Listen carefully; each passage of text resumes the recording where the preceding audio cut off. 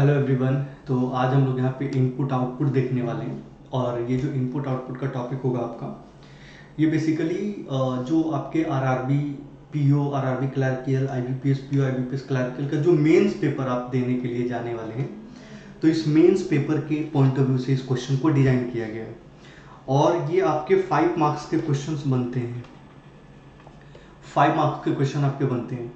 Second thing मैं आपको ये चीज़ बता दूं कि ये बहुत ही इंपॉर्टेंट टॉपिक है, तो इसीलिए आप लोग इसे मिस बिल्कुल भी ना करें और वीडियो को शुरू से लेकर लास्ट तक देखेंगे आप लोग, ठीक है।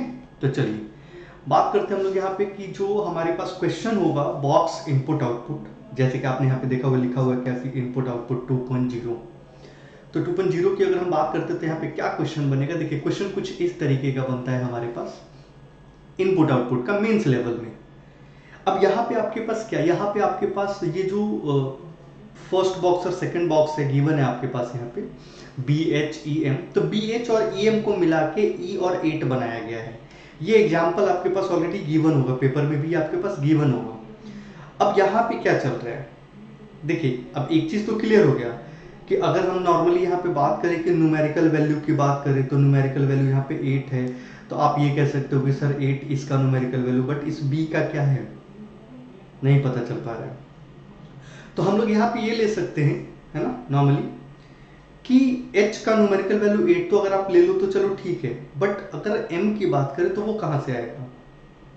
अब बात करते हैं अल्फाबेट, e कहाँ से आया, ये e कहाँ से आया, तो b और h, तो b c d e f g h, यानी b और h के इन बिटवीन e आता है, तो देखिए b c d e f जी एच।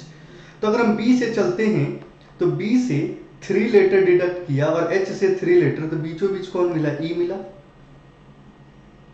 क्लियर है। अब ऐसे ही अगर हम यहां पे देखते हैं तो ये है आपका डी और ये है आपका जे, तो डी ई एफ जी और जी के बाद H I J, ji E F G, तो देखिए डी,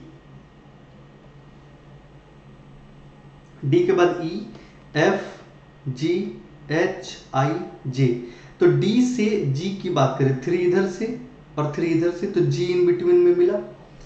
अब मैटर ये है कि ये 5 कहां से आया है, ये 8 कहां से आया है, और यहां पे बात करते हैं ये आपका 7 है और n है, तो n का तो क्लियर है, 7 का नहीं क्लियर है। अब आपके पास पेपर में भी ऐसा हो सकता है ना कि अल्फा मिल गया और न्यूमेरिकल का पता नहीं कि ये न्यूमेरिकल कहां से आएगा। तो अब न्यूमेरिकल, अगर हम लोग न्यूमेरिकल की बात करें कि न्यूमेरिकल हम लोग कहाँ से ला सकते हैं, तो आप ऐसे भी तो ले सकते हो यहाँ पे कि h का न्यूमेरिकल वैल्यू 8 है, यहाँ पे j का न्यूमेरिकल वैल्यू 10 है, तो e का न्यूमेरिकल वैल्यू 5 है, m का न्यूमेरिकल वैल्यू 13 है और b का 2 है। तब एक बात होती है, ये अब 13 और 5 का डिफरेंस लेते हैं। अब न्यूमेरिकल वैल्यू तो इनके कॉम्बिनेशन, अल्फाबेट इनके कॉम्बिनेशन से आ गया, न्यूमेरिकल इनके कॉम्बिनेशन से आ जाएगा, तो 13 और 5 का डिफरेंस कितना, 8। अब यहां पे हो गया आपका 18 और ये हो गया आपका 13, डिफरेंस कितना 5, ये हो गया आपका कितना 25 और ये हो गया आपका 17, है ना, तो 17 18 19 20 21 22, है ना। तो अब कहने का मतलब है हमारे पास कि सॉरी 17 नहीं 18 से लेंगे ना, 18 से लेंगे हम लोग, तो 18 90 20, ठीक है, और 5 उधर 25, तो 7 का हो गया। अब स्टेप 1 डन हो गया। अब स्टेप 1 से स्टेप 2 पे आते हैं।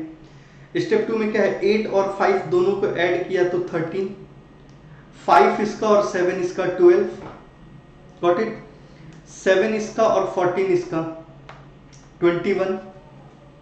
अब यहां पे हमें इन 3 बॉक्स से हमें नेक्स्ट 2 बॉक्स कंसीडर करने हैं, तो कैसे आ सकते हैं, देखिए 2 + 1 4 आया, बट हमें क्या चाहिए 43 चाहिए, तो 43 चाहिए, तो आप ऐसा ले सकते हो कि इन दोनों का एडिशन 4 हो गया और इन दोनों का एडिशन 3 हो गया, तो आ गया ना हमारे पास।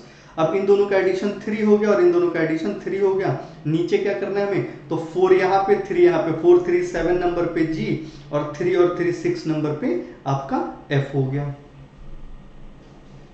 सॉल्यूशन हो गया इसका। अब इसी बेस पे हमारे पास क्वेश्चन गिवन होगा कुछ इस तरीके का, अब इसे हमें फाइंड आउट करना है। तो आपको ये बताना है ना। इसके क्वेश्चंस में दिखा देता हूं, आपको कमेंट सेक्शन में क्वेश्चन कमेंट करना है। Question number 1, what is the final step of the given output. Question number 2 आपको कमेंट सेक्शन में ऐसे देना है, क्वेश्चन नंबर 1 का जो भी ऑप्शन है, क्वेश्चन नंबर 2 का ऑप्शन, क्वेश्चन नंबर 3 का ऑप्शन, क्वेश्चन नंबर 4 का ऑप्शन, और जो सारे आंसर सही देगा देखता हूं कौन आंसर सही देता है। ठीक है। सेकंड क्वेश्चन है आपके पास क्या कि what is the sum of all the numbers which appear in the input appear in the step 2। Question number 3 की बात करते हैं कि which of the following which is the alphabet of the third table in step 1। Option है आपके पास, और fourth option है कि find the difference in the number in step third. ठीक है। अब देखते हैं फटाफट कमेंट कितने लोग करते हैं कि ये मतलब ये जो क्वेश्चन है, कमेंट तो आप तभी करिएगा ना आंसर जब आप क्वेश्चन पूरा सॉल्व करेंगे। तो लेट्स सी कितने लोगों का कमेंट आता है। अब नेक्स्ट की बात करें तो नेक्स्ट 5 क्वेश्चन यहाँ पे, तो आपको पांचों क्वेश्चन के आंसर देने हैं। आगे की अगर बात करें तो आगे हमारे पास इसके और भी सारे क्वेश्चंस मिल जाएंगे यहाँ पे। तो ये दूसरा क्वेश्चन है जो कि हम लोग नेक्स्ट सेशन में करेंगे। तो यहाँ तक हमारे साथ बने रहने के लिए thank you so much everyone.